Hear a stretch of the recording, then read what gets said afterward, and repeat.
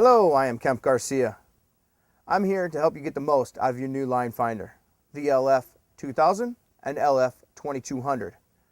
If you do have an older version of the LF2000 or the LF2100, the basic operation is the same. Each LineFinder comes with a rotating head, an LCD screen, and a button that does all the work.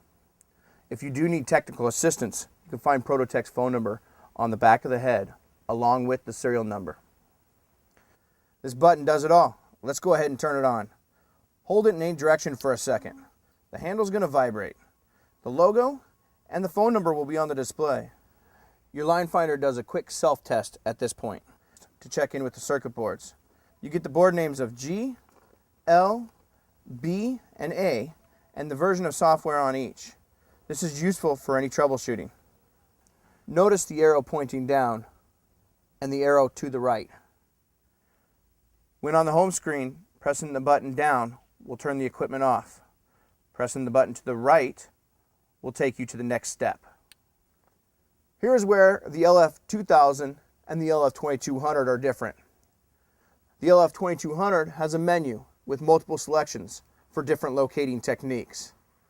The LF2000's only job is to locate a 512 Hz sonde.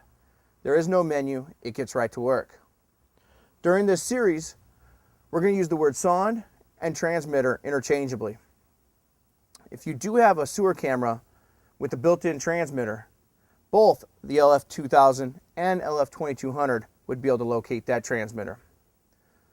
We're going to look at the LF2200 menu first, then the locating steps for both will be the same.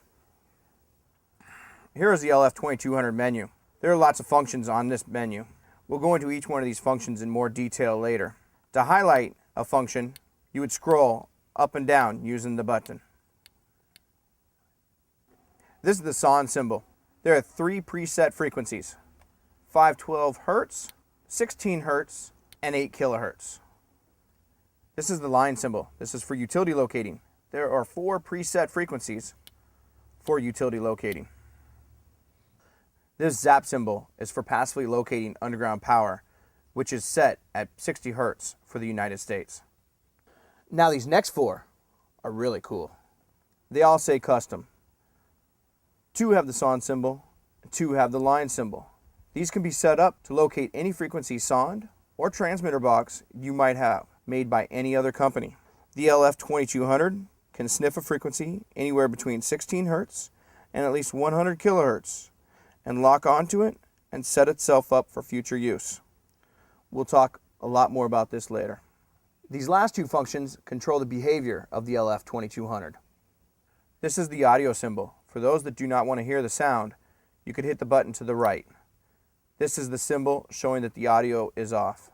To turn the audio back on, you would hit the button to the right. This next and last function is measure of units when reading depth. Here, you'd be reading depth in feet and inches. By pressing the button to the right, you would now be reading in meters. And let's not forget this, the battery symbol. When it's all dark like this, the batteries are at full power. As the black part gets smaller, it shows the batteries are getting weaker. When there is only a little black left, it's time to put fresh batteries in. The batteries go in these tubes, 3 AA alkalines in each, always with the button end in first. So let's go locate something.